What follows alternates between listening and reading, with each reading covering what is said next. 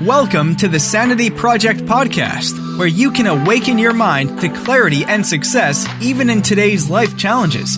We're here to provide insights and solutions that will help you live a sane, healthy, and prosperous life.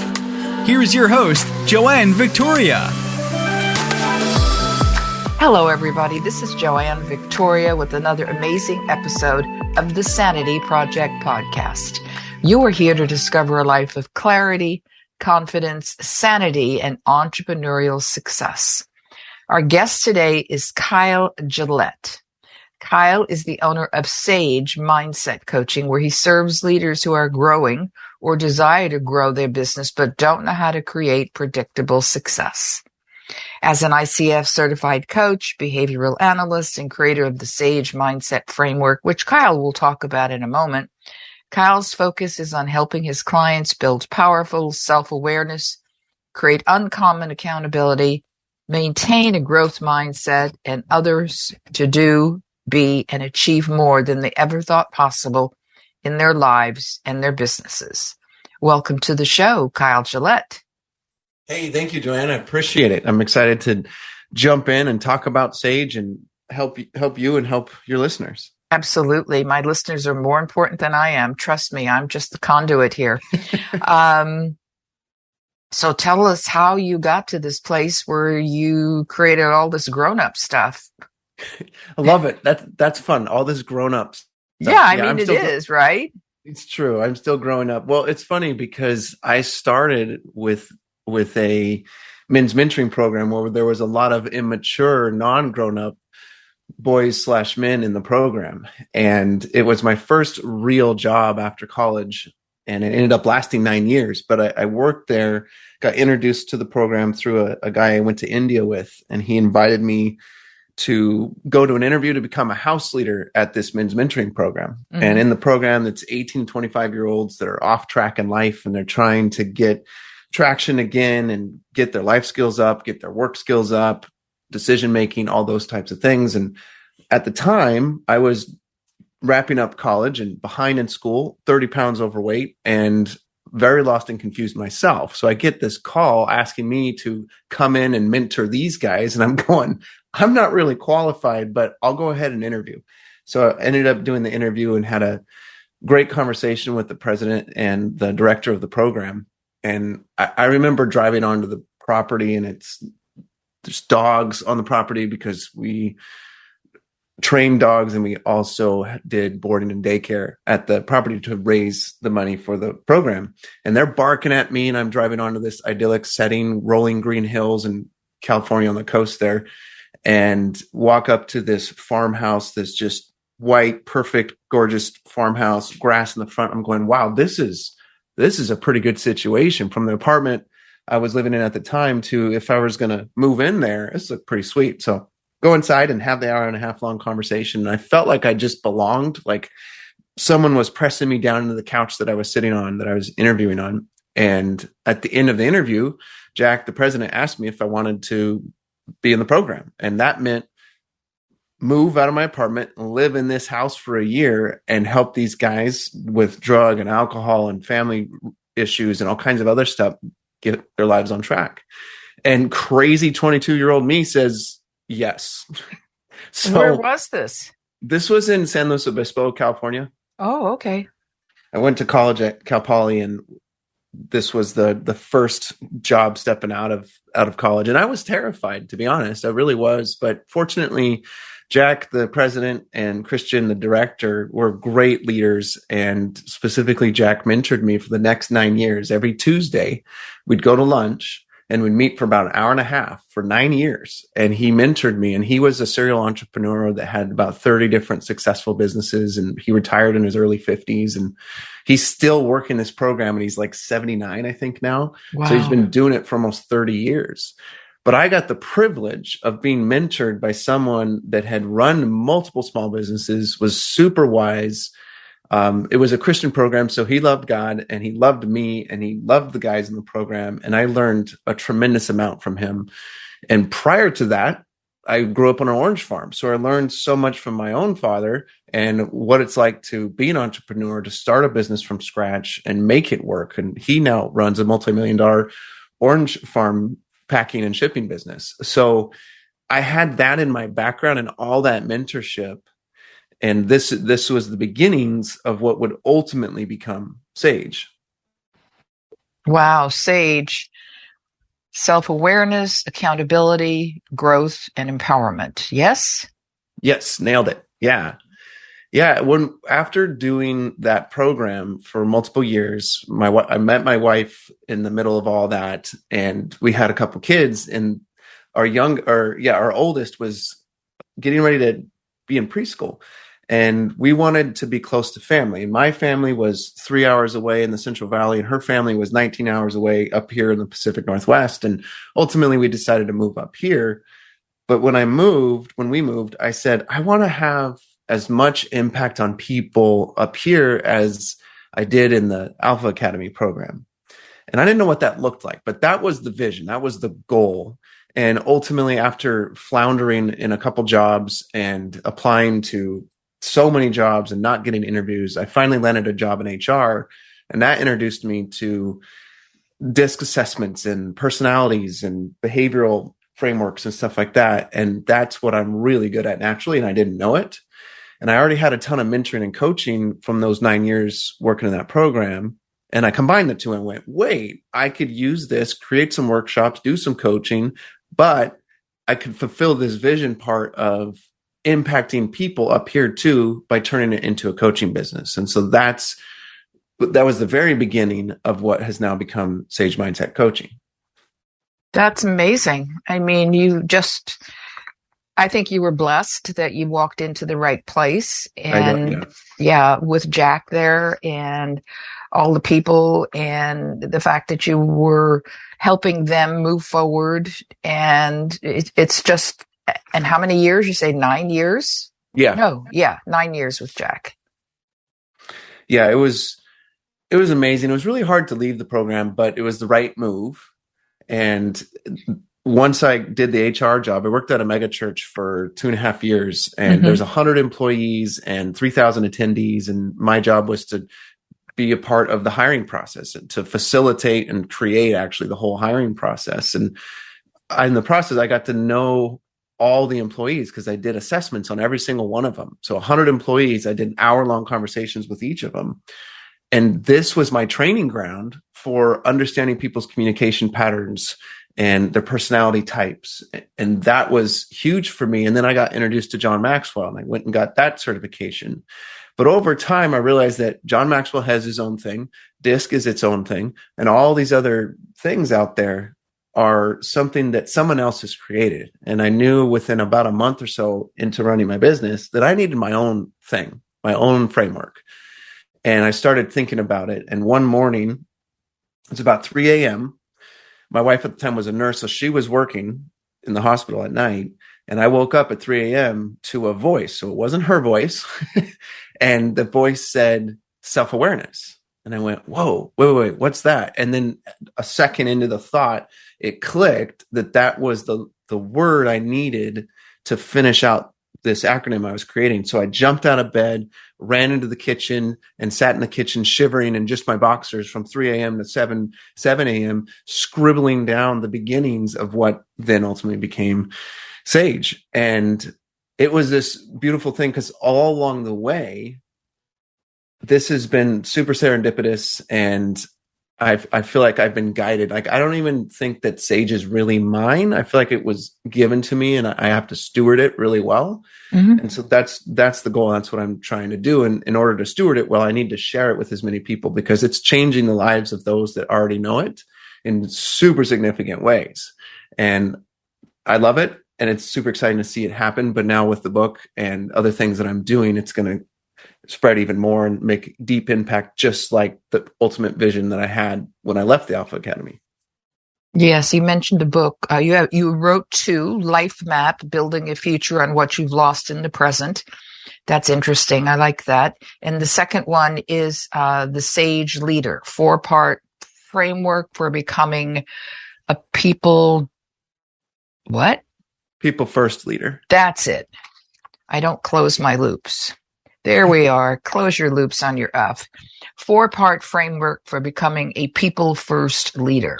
All right. So how can they become a people-first leader? Yeah, I mean, listening. I mean, it's it's important. Your story is important because people don't get that they're given messages all day long. You know, God doesn't know what time it is, so it's always his time. So you know, so okay, word, sage, whatever, get out of bed, write this, do this. And, you know, some people don't pay attention. Most people don't pay attention.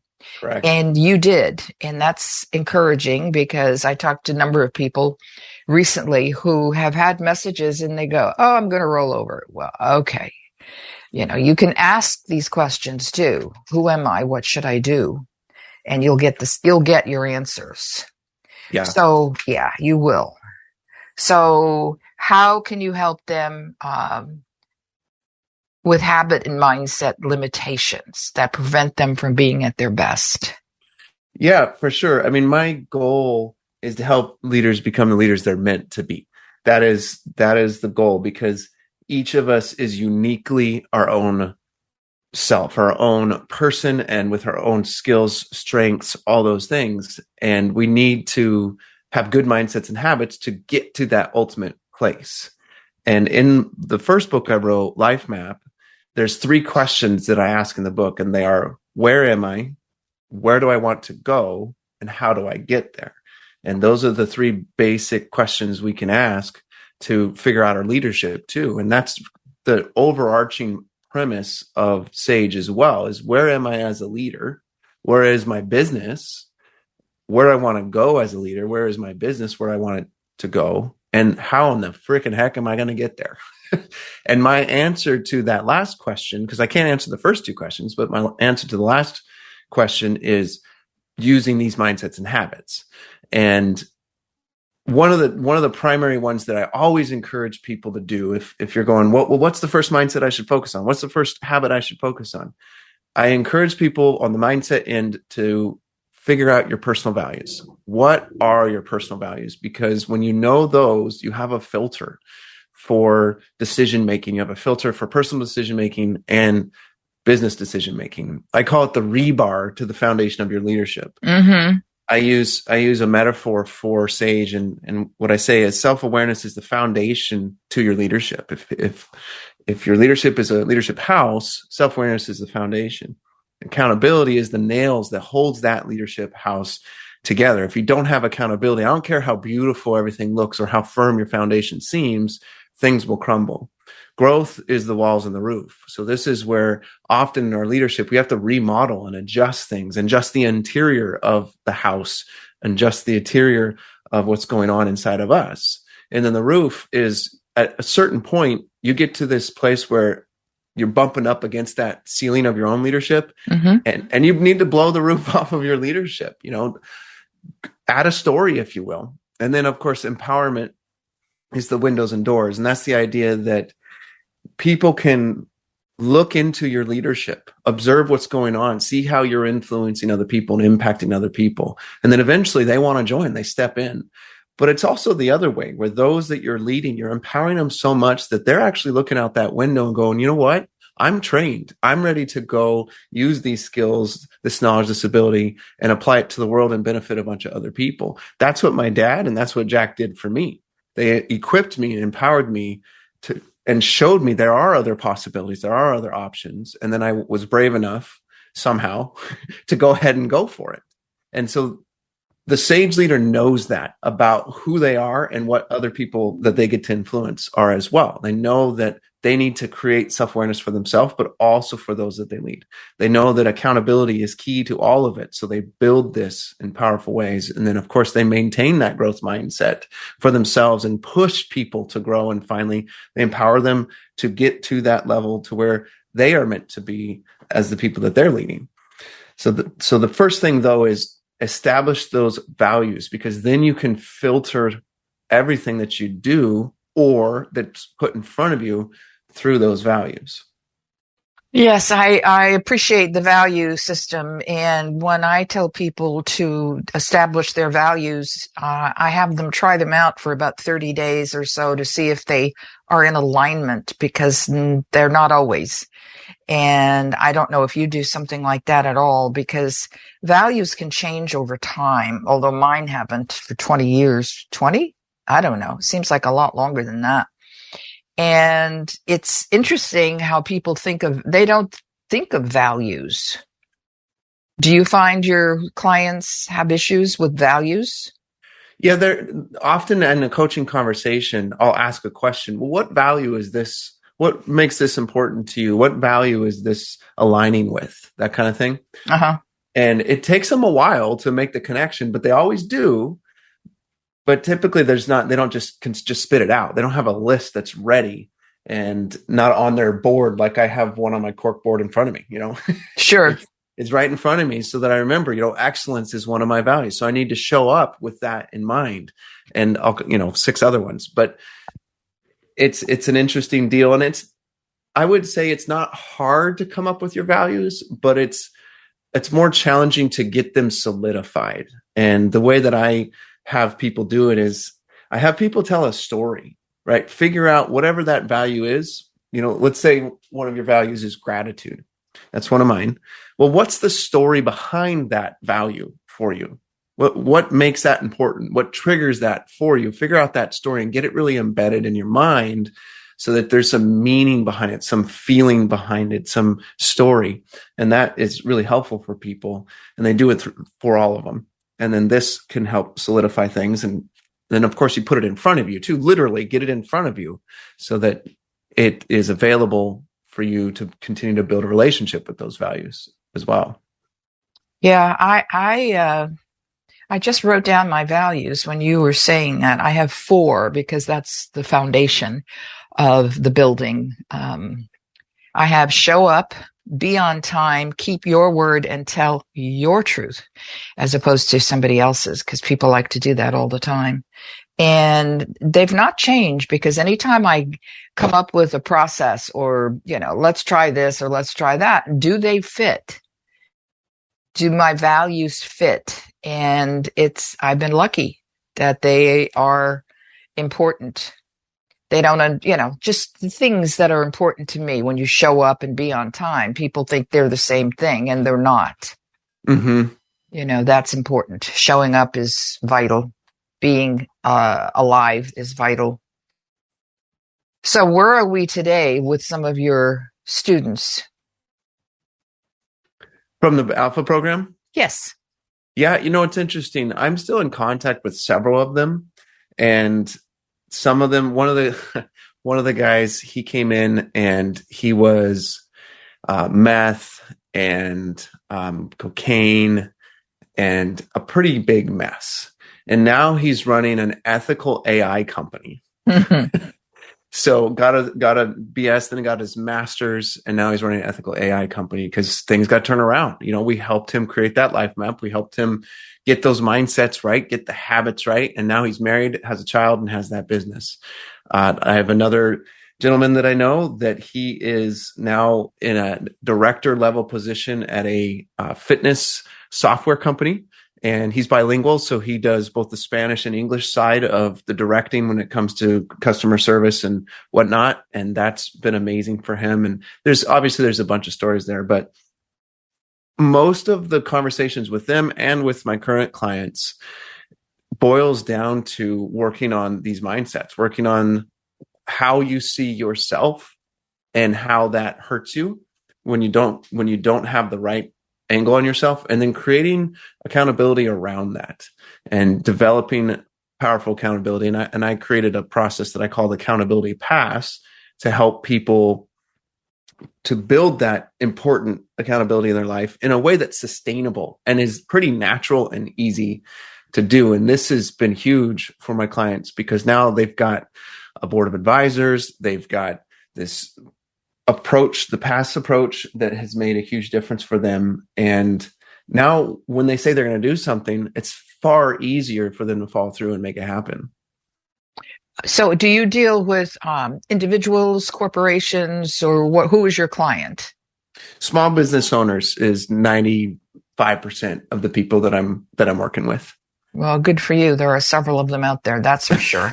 I mean, seriously, Yes. they have to, there's a big load on their shoulders to stay alive in this climate, shall we say.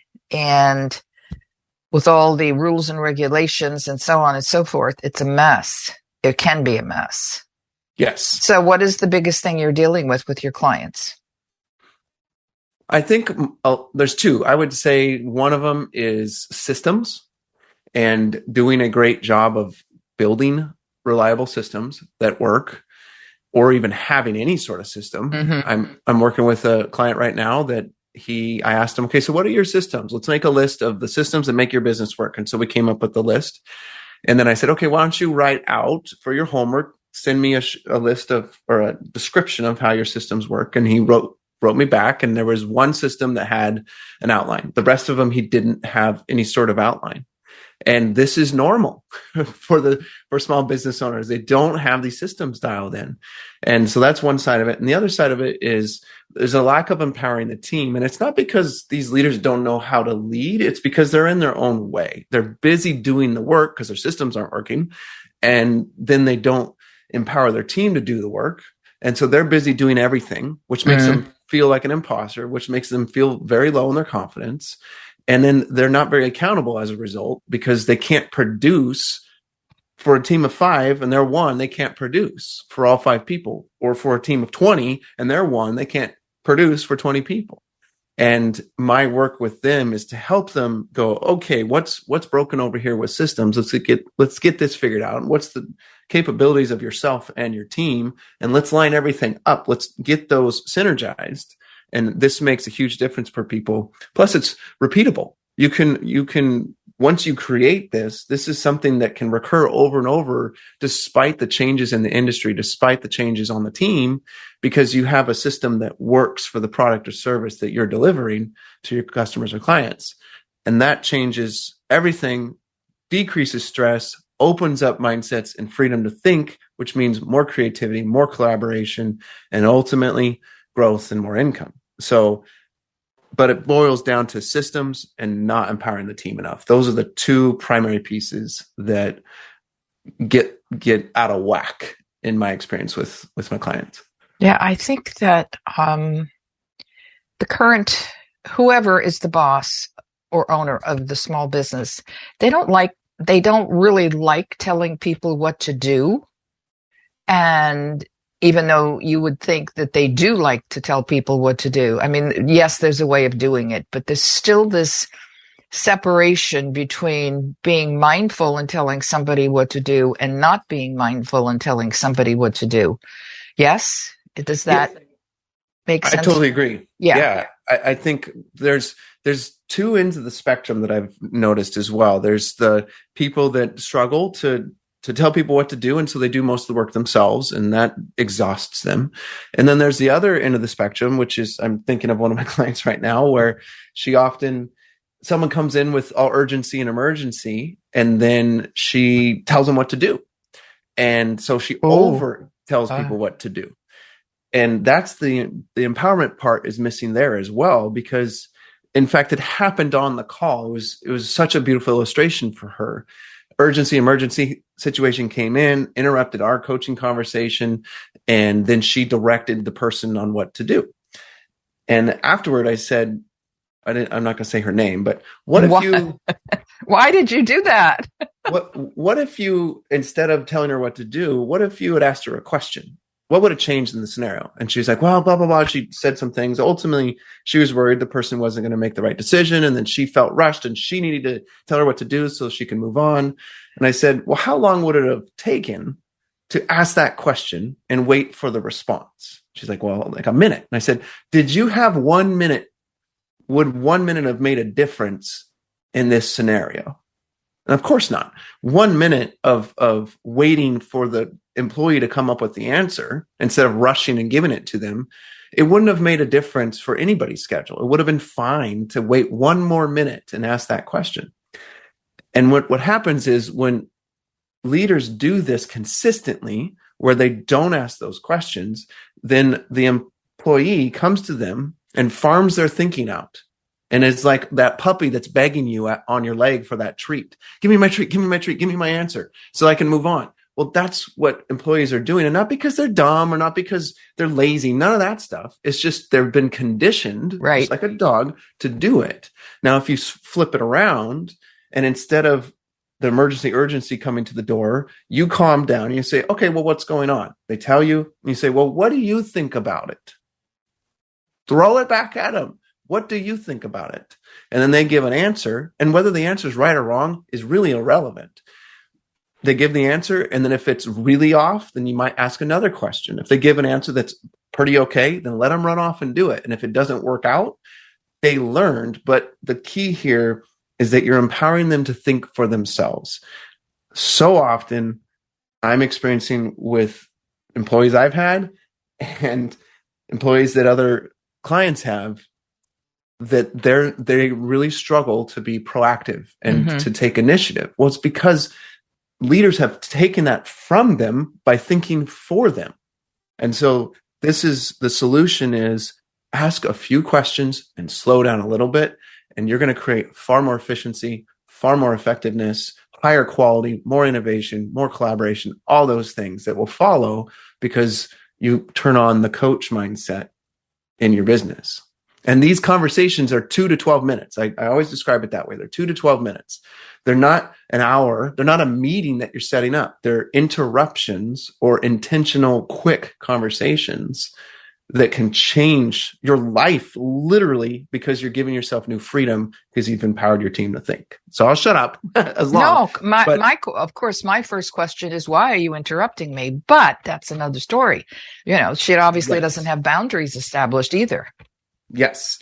Yeah. And the thing is, though, until she's able to teach herself, she being my client, sure, able to teach herself to pause and ask a question, she's not going to be able to enforce those boundaries of don't interrupt me in my office, because they continue to get rewarded every time they interrupt her. So she's got to break her own habits and patterns in that way before she can actually enforce that accountability of, hey, this is my block of time that you can't interrupt me. Or, hey, you interrupted. That's not okay.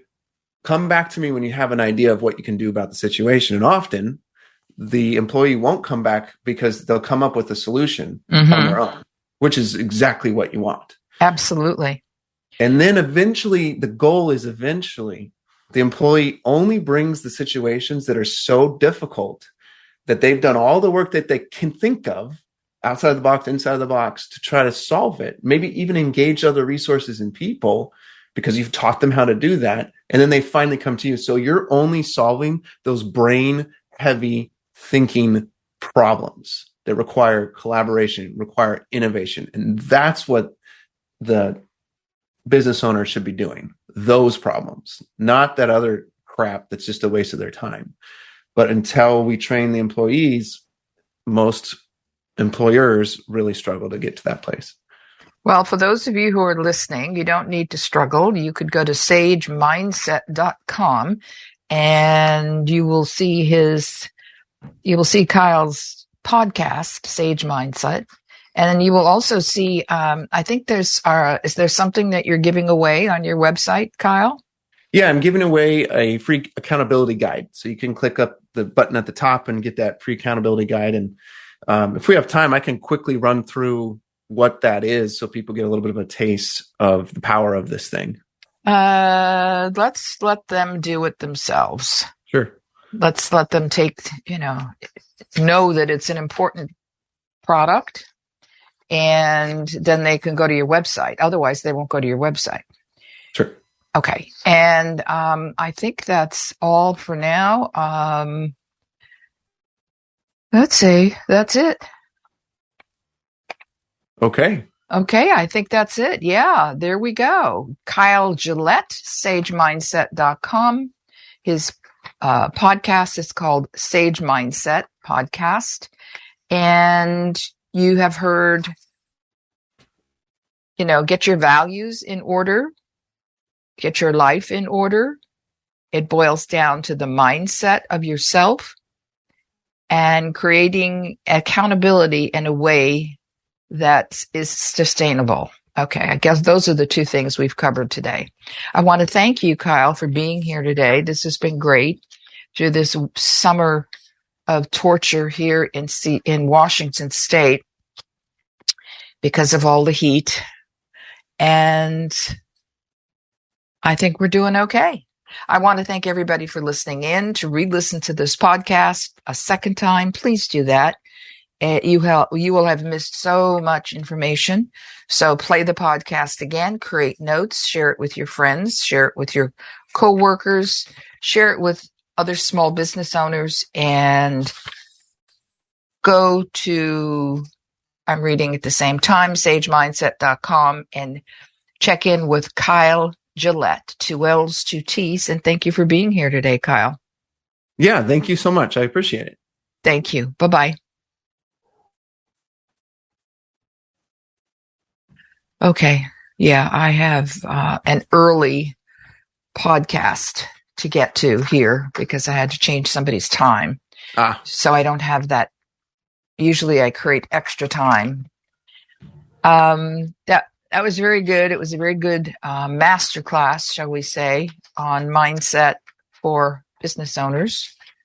And I don't know when this is going to be published, 60 to 90 days. Probably the same difference in when you put out I can't see here. They've changed the form on Zoom, so I don't even know when you wrote this up. Yeah, I don't remember either, but yeah, my book's going to come out November. Like it's going to be actually published in Amazon on November 1st, but I'm going to launch in the next probably Monday. So good. When I get my funnel link, I'll go ahead and email that to you. That would be grateful. I would be grateful for that. Yeah. And if you don't mind, just obviously put in the show notes. That'd be awesome. No, not at all. No, I'll put it in the show notes and so on and so forth and so on and so forth. Okay. Thanks very much, Kyle Gillette. It's been very informative, and I'm sure our audience, our collective audience, is happy today. Yes, ma'am. Thank you, Joanne. I appreciate it. Thank you. Take care. Bye-bye. You too. I hope you enjoyed this episode of the Sanity Project Podcast. Please go to AskJoanneVictoria.com to listen to more podcasts. Check out Joanne's coaching programs and get a free copy of her report, 5 Steps to Achieve Life-Work Harmony. That's AskJoanneVictoria.com. Take care, and thanks for being here.